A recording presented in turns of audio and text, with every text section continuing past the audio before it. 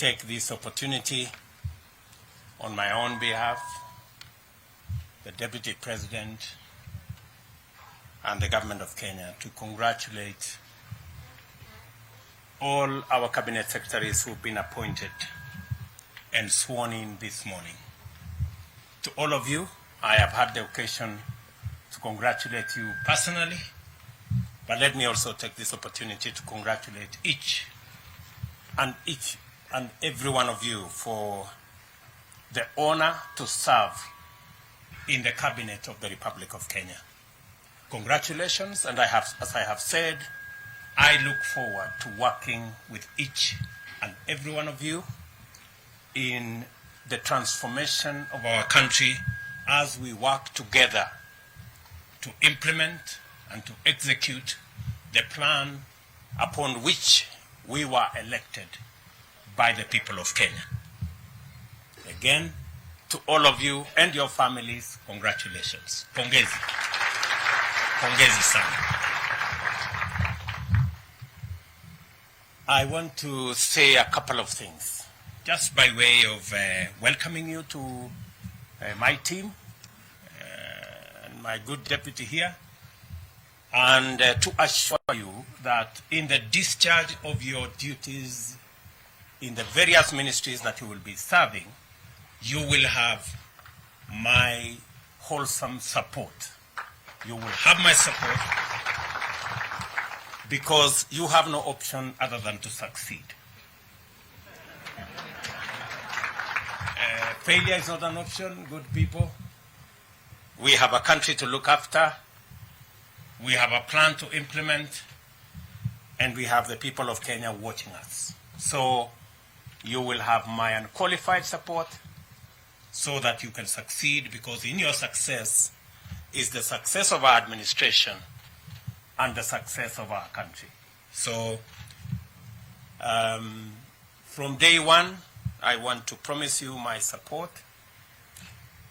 And the second item I want to say is I have listened to you very carefully as you took your oaths of office.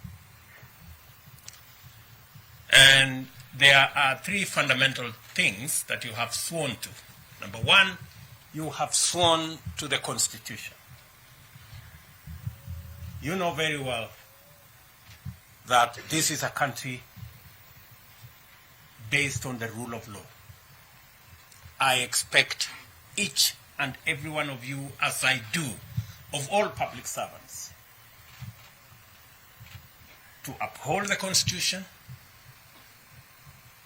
and the rule of law to be front and center in the administration of our government. That should be the guiding principle.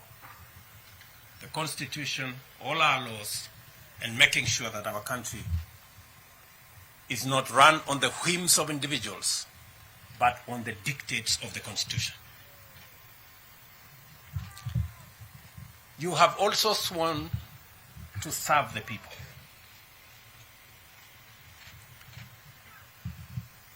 I didn't hear any one of you swear to serve their friends or their families or their regions or their religions. Each one of us here have sworn to serve the people of Kenya. That is the minimum expected of all of us.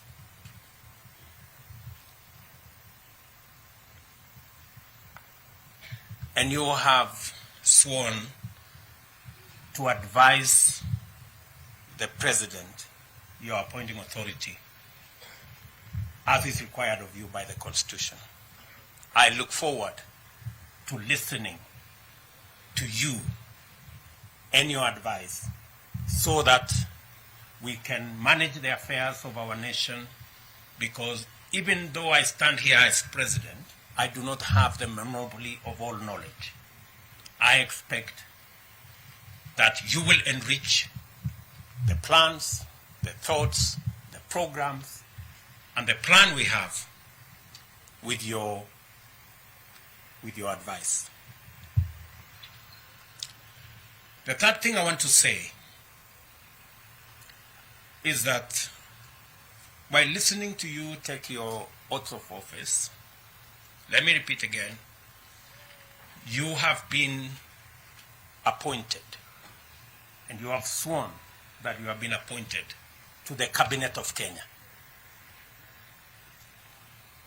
I know there are regional persuasions, there are community persuasions. I haven't appointed any cabinet for any region or for any county or for any community. I have appointed a cabinet of Kenya. I expect you to respect your oath of office and serve all Kenyans equally.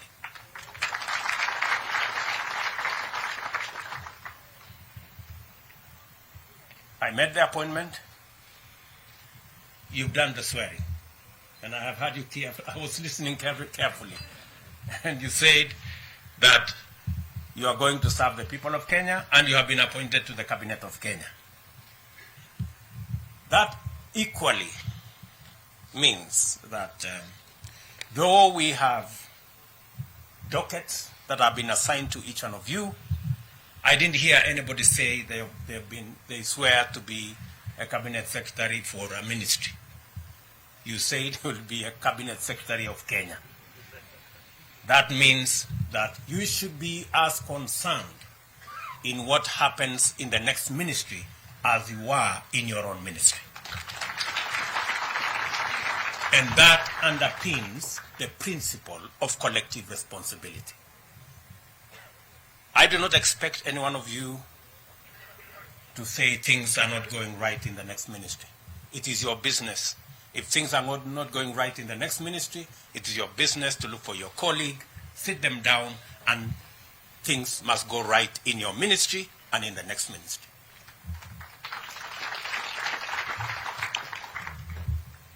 Because the principle of collective responsibility is a principle that is understood and is a principle that has been practiced. And therefore, that will be my minimum expectation, that we will serve the people of Kenya equally and we will make sure that everything goes right in the docket that you have and in the government of Kenya, because that is your forte. I wish also to say that you have sworn to serve the people of Kenya. The people of Kenya have elected their representatives. We have members of parliament, we have members of the Senate, who are the people's representatives. I expect that we are going to work together in a respectful manner with our elected leaders. As the people's representatives, because all Kenyans cannot come to your office. They cannot come to prosecute their agenda. They have elected representatives. And we must take them as the people's representatives and work with them in a respectful manner so that we can achieve the goals we have set up for ourselves. Additionally, we have agreed with the legislature that they will provide a platform for us, as members of the executive, to access the floor of the House so that we can explain our agenda. We can explain our programs. They can interrogate what we are doing so that the people of Kenya can understand and make an input in every commitment we have made, every plan we have, and every program that we are going to run.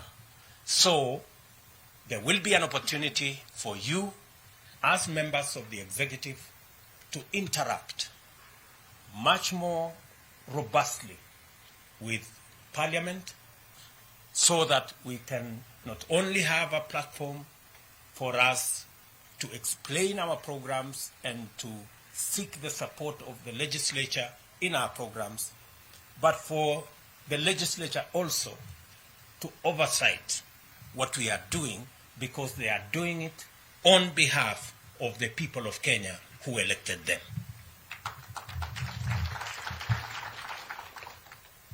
So all of us must prepare ourselves, because my intention and that of my deputy is to run an open government, an accountable government.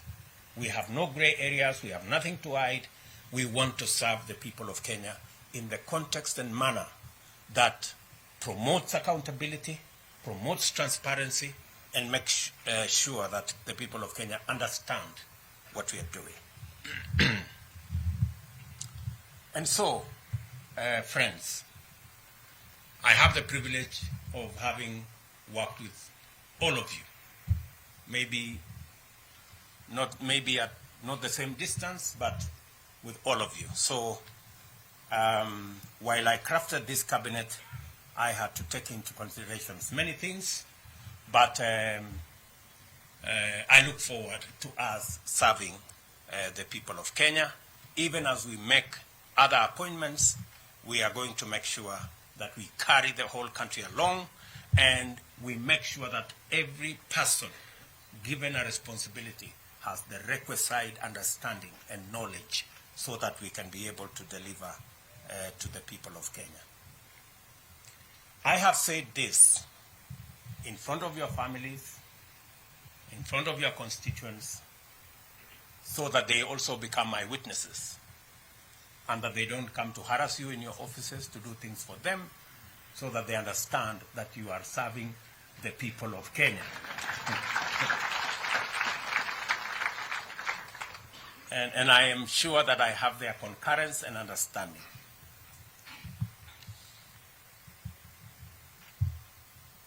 I know sometimes we don't reflect on the oaths that we take. An oath is a very serious thing. And I really expect that we will take it seriously. I will conclude with a word from the Bible. James chapter 4, verses 17. And I want you to record it somewhere and put it on your desk.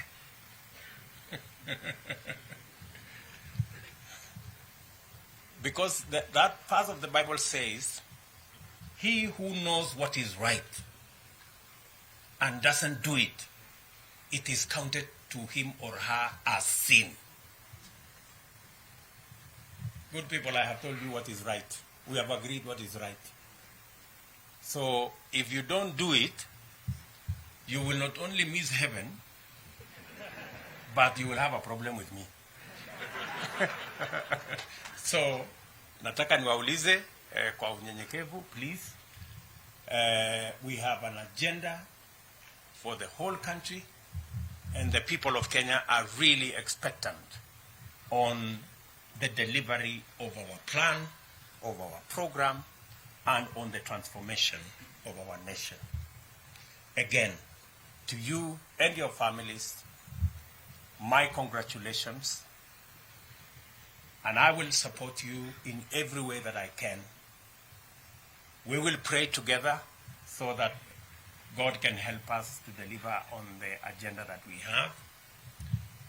And I look forward to working with you in office, working with you in the field, and I will encourage you to travel to as many parts of Kenya as possible, even if for whatever reason you are called Tanga Tanga, but I think it will be necessary for each and every one of you to traverse Kenya so that you can better understand what Kenya looks like, what are the expectations of the people of Kenya, and so that we can craft the right responses and the right decisions for the people of Kenya.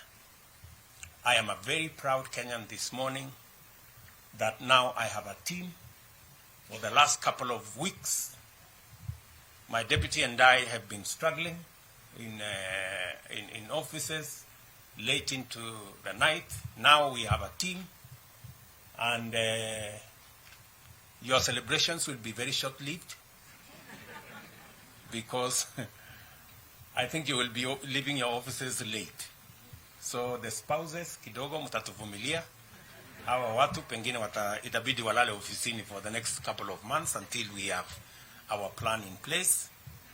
And I want to say again to the families, asanteni sana for supporting this team, and we promise you that you and the people of Kenya, we promise you to do our best.